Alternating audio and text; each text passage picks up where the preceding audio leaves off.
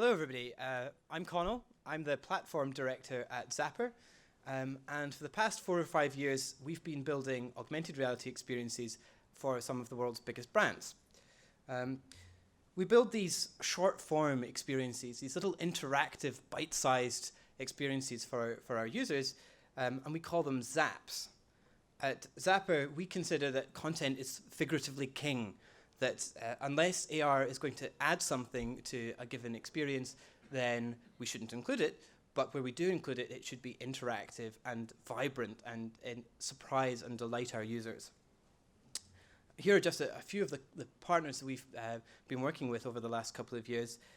We work with the likes of Hasbro on toys. We work with Warner Brothers on lots of their fantastic licenses like Scooby-Doo and Tom and Jerry, and we work with all of these people worldwide.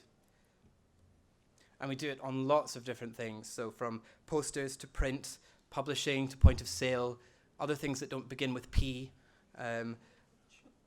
We do it a lot, anything that you can think of, pretty much, we've brought to life with AR in some way.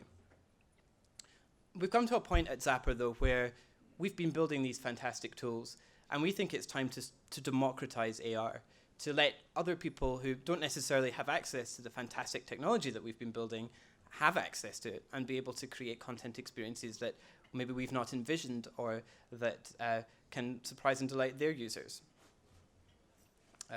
So we've built the Zapcode Creator. Zapcode Creator has been live for a year and a bit now, and what it allows people to do is to create simple augmented reality experiences using a very intuitive drag and drop interface. So you can drag your content on, it looks and feels a bit like PowerPoint, and you can build, nice experiences that are useful in lots of ways. We sell it as a software as a service package. You can sign up for a business plan. It's really cheap. It costs like $50 for the cheapest plan. There's also a personal plan, which is free for your first code, and you just pay for content as you create it. So very, very affordable. What the Zapcode Creator can't do is the more in-depth and fully fledged AR experiences that we've been building at Zappar. And so for the last four or 5 years, we've been putting together tools that we've needed in order to service our clients. And in the last 6 months or so, this tool has become sufficiently mature that we think that we can share it externally and see what other people can produce with it. And so we're going to introduce Zappar Studio. It's going to go into open beta this month, and it's a fully fledged tool for building AR experiences. So I'm just going to show a little screencast here of the tool. In the center of the screen, you can see a 3D view. I've uploaded in a target image here. In this case, it's the DVD for one of Warner Brothers' new TV series. And in this case, we've built an AR experience that happens when the user scans the DVD cover. In this case, we're demonstrating, for example, the powerful timelining tools that are built straight into the Zappar Studio. We obviously have 3D models that are imported here. You can mess around with the animation directly in the editor, and there's full support for scripting and basically exactly everything you'd expect to find in a tool that allows you to make interactive, immersive 3D experiences. This is just a snapshot of the feature set of Zappar Studio. So it's fully scriptable using a JavaScript API. Allows you to do everything that can be done in the user interface and more. You can produce complex state and complex game mechanics in this scripting language. It supports augmented reality out of the box, although as an interesting point, the tool is kind of useful for building 3D experiences that don't necessarily involve AR. The feature set is just cool for making short-form interactive experiences in general. It, of course, supports 3D out of the box with importers for 3D Studio Max and Maya and Blender. Supports rigged animated 3D models like you would expect. We have support for gyro-based environments, so environments where you move the phone and you can look around an experience, and it uses the gyroscope to orientate that experience in the view. There's incredibly depthfully thought through, if that's a word, animation tools built in. And it's one of the things that we've focused really hard on.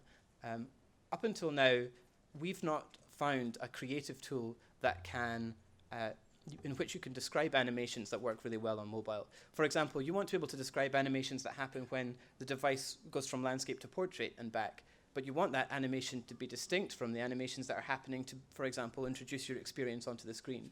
So Zappar Studio is designed to be able to support multiple timelines of animations that can understand what aspects of what's on screen they control. It's also completely fully hosted, so you don't have to worry about the hassle of running servers or anything like that. And we have our stats backend that sits behind it to give you the data analytics you need to make sure, or to see where your content is working well. This is Team Zappar. We're based in London. We're a friendly bunch.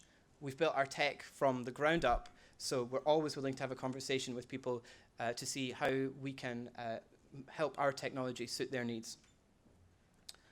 In your packs that came with the event, you'll find our adventure suit. It's a little example of what's possible to create with the Zap Code Creator. It's really cute. It's got a lovely little story, and you should all give it a shot. It's definitely worth it.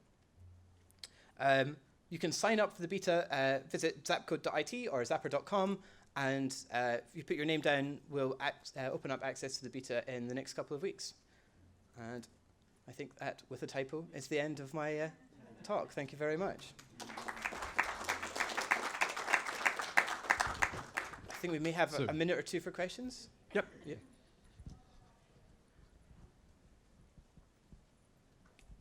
So how does the functionality compare to Unity? It solves a different problem to Unity, I would say. Unity comes with a big runtime download, so an 8+ megabyte download in your app, and it's designed for supporting content that you've shipped with your app.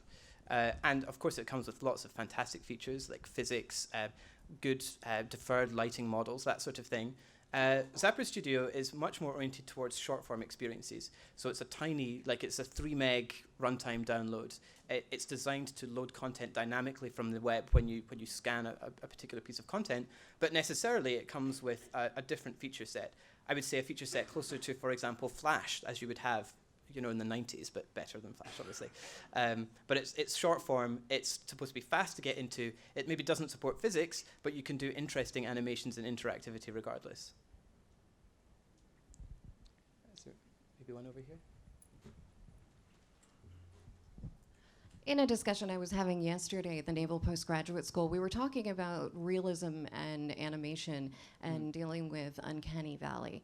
Have you dealt with that at all, and what are some of the challenges you've met? Absolutely, that's a really interesting question, and I think that will become very much more pertinent in AR and VR as mobile devices are able to produce much more photorealistic experiences. At Zappar, lots of the people we work with have very stylistic content. So, for example, Scooby-Doo and Warner Brothers, we render, and he looks like a cartoon rather than like a human being. And I think lots of the time, that's the right way to go. Stylize your content so that you can still enthrall your users, but maybe try to avoid making it look like a real dog or a real human being. And I think until mobile hardware gets significantly further down the line, remember, with AR, you're also having to do lots of image processing and other things that are taking up time on the device. Until mobile devices get better, I would go for the stylized route. You're welcome. If we have no further questions, we're going to move on. Thank you very much, Connell. Thank you.